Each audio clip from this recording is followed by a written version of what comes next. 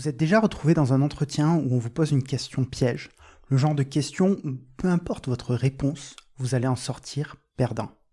Puis le soir, vous êtes dans votre lit à vous torturer l'esprit en réimaginant la scène et tout ce que vous auriez pu dire différemment. Eh bien, aujourd'hui, je vais vous raconter une petite anecdote qui m'est arrivée il y a quelques mois pour un contrat en freelance, où l'entretien s'est transformé en véritable interrogatoire digne du FBI.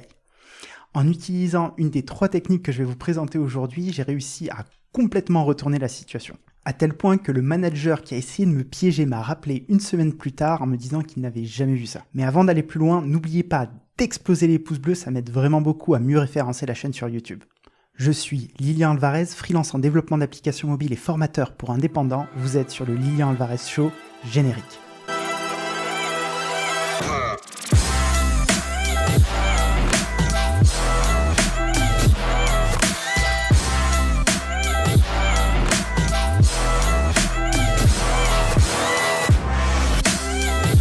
Il y a quelques mois, j'ai fait un entretien pour rejoindre une grande entreprise française dont je tairai le nom, demandez-moi en commentaire. Face à moi, 3 personnes en visioconférence. Le premier, c'était un observateur qui était développeur Android. Le deuxième, c'était le référent technique iOS. Et la troisième, c'était le manager. L'entretien commence tout à fait normalement, jusqu'au moment où le référent technique iOS essaie de me piéger.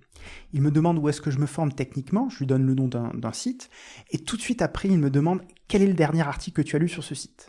Et là, je réponds que c'était un article sur une librairie qui permet de créer des interfaces graphiques qui s'appelle SwiftUI. Si vous êtes développeur iOS, vous connaissez peut-être.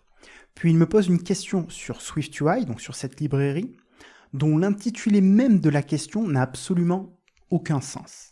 Pour voir évidemment si je le reprends, chose que je fais.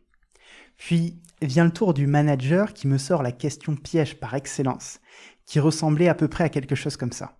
Tu sais Lilian, généralement, il existe 3 types de développeurs.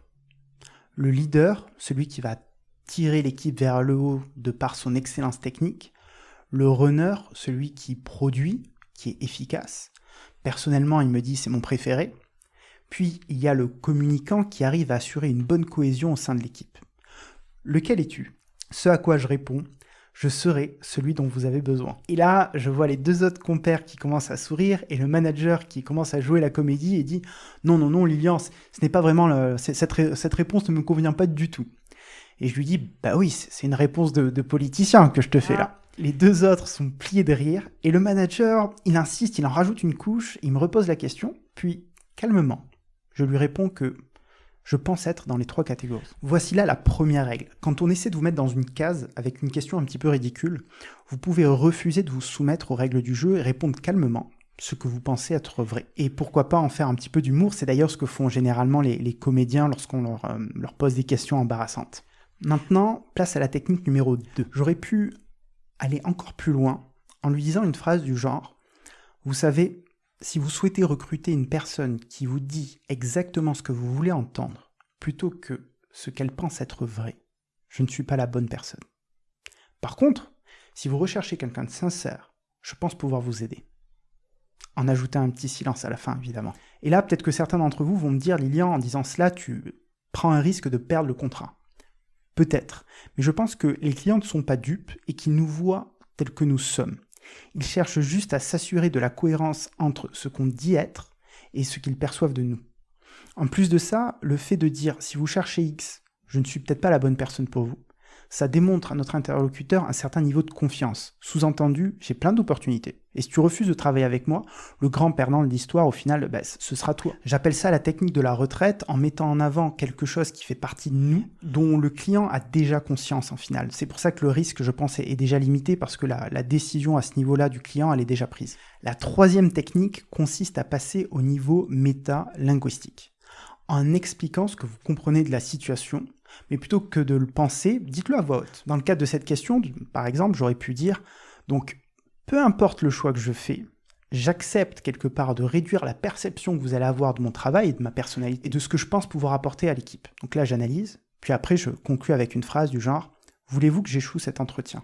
L'idée, là, c'est de leur renvoyer la balle en leur disant « Écoutez, j'ai bien compris que vous essayez de me piéger. Pourquoi ? Qu'est-ce qui se passe? Pourquoi vous voulez vraiment me piéger? Je ne comprends pas très bien la situation. » Le message que je veux vous faire passer aujourd'hui, c'est le suivant. Ce n'est pas parce qu'on accepte un entretien qu'on est obligé de tout faire pour gagner le job. En adoptant cette posture-là, quelque part, on va se soumettre. Et le client va le sentir. Il va sentir quelque part ce manque d'opportunités qu'on doit avoir si on adopte ce type d'attitude. Alors maintenant, peut-être que vous manquez aujourd'hui d'opportunités et c'est pour ça que vous adoptez cette attitude-là. Mon conseil, travaillez votre prospection. J'ai fait plein de vidéos sur la chaîne et je vous donne plein de conseils concrets dans ma newsletter, donc abonnez-vous. Je pense pas qu'il faille aussi dénigrer les entreprises qui posent ce type de questions-là. Au contraire, je vois ça comme un appel à l'aventure, un appel à l'action, une opportunité pour nous de devenir meilleurs, de se dépasser. Si cette vidéo vous a plu, je vous invite à exploser les pouces bleus, à raconter les questions les plus folles qu'on vous a posées en entretien et à me dire si vous souhaitez que je vous partage un peu plus de ce type d'anecdotes, car j'en ai plein à raconter, notamment le podcast que j'ai fait avec le créateur de Chatroulette à Ibiza. Si vous souhaitez vous faire accompagner dans votre activité d'indépendant pour développer vos compétences en prospection, en vente, en négociation, je vous invite à aller jeter un œil à mon site pour regarder les programmes que je propose aujourd'hui. Je vous dis à très bientôt. Ciao.